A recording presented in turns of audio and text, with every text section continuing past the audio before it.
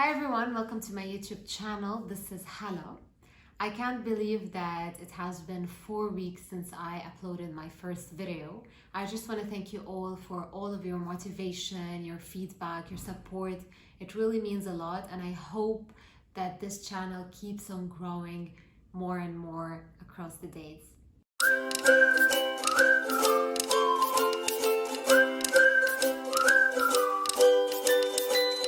As I said in my previous video, today I'm not going to be focusing on how to use online tools because based on your feedback, I decided to switch a little bit and dive into topics related to teaching, like what is inquiry-based learning, what is PYP, what do I do as a teacher, what are some tips and tricks that help you during these difficult times that we're going through, and more.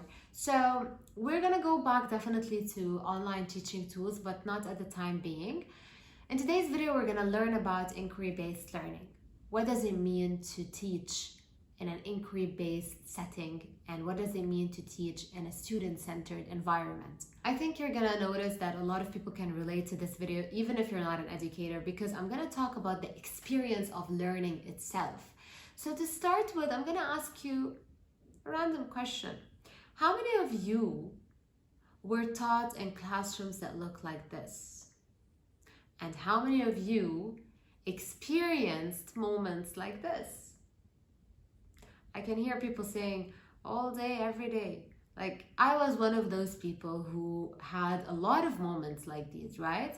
Because sometimes we just felt like we didn't belong in this class. And sometimes we felt like, what is this person talking about? We just couldn't connect.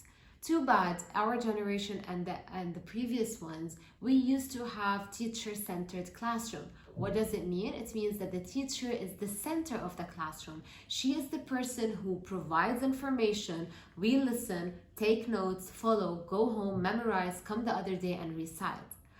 This is not education, and this is definitely not inquiry-based learning. I remember when I started university, I was exposed to this monster, right? Society. You go to university, you think it's gonna be easy, just like school, and then bam! You are bombarded with these skills that you lack. And guess what?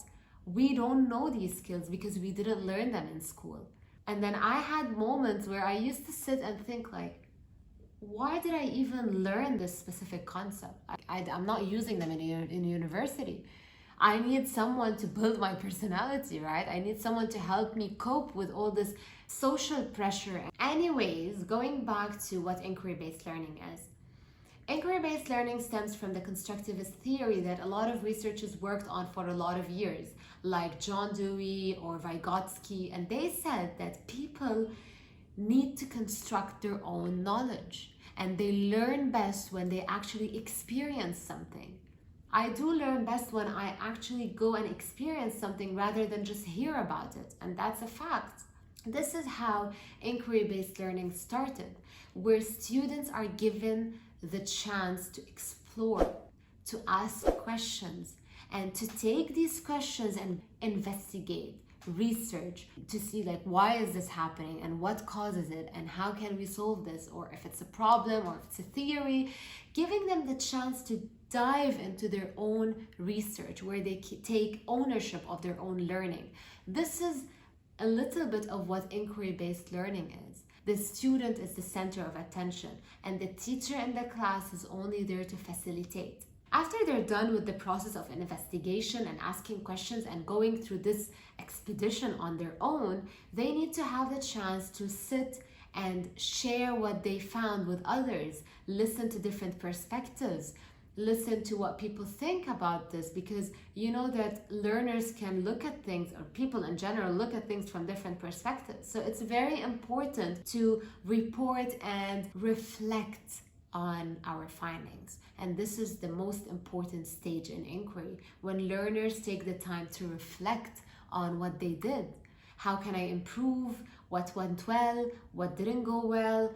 Why did this happen? What are my next steps? And we all reflect in our lives. But I learned about reflection when I was in university, and I had to write a research paper that long about reflecting on your strengths and weaknesses. And I was like, what in the world does reflection mean? I had no clue what did it mean until that time.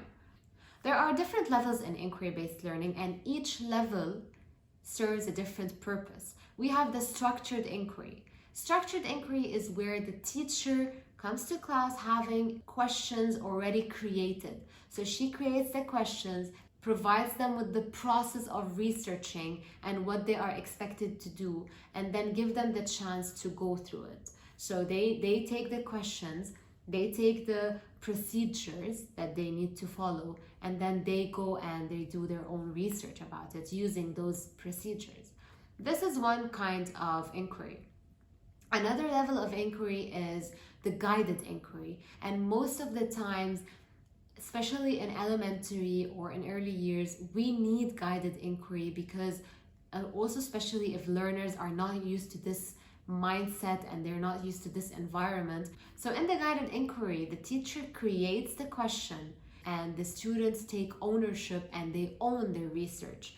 They decide how they are going to research, what tools are they going to use, where are they going to research, which model are they going to use. So we give them the freedom to go to create their procedure if you want, but we guide them through the whole process.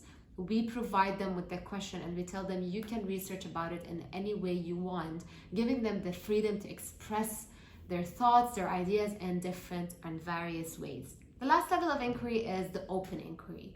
Learners can come up with their own questions, come up with their own research, come up with their own way of investigating and finding different things, and they lead this inquiry process from A to Z. So you might ask me, what is the role of the teacher here? Yes, the role, of course, there's a role for the teacher. She is a facilitator. We are there to guide students, but we are not there to provide answers and to tell them what to do, because this is how learners learn the best. So why inquiry-based learning, right? There are so many reasons why we need to have an inquiry-based kind of approach in our classrooms, but I'm just going to focus on 3 basic reasons. 1, you are nurturing their passion, you are fostering their curiosity in them, because if we are not curious in life, we cannot find our passion. 2, it allows the student to take ownership over their own learning. They know that they are leading their own journey, and this is what we want now. Each one of us now at this certain phase in our life trying to lead our own journey, but we don't know how and we don't know from where to start. So having an inquiry-based approach in your classrooms will allow students to work on these skills.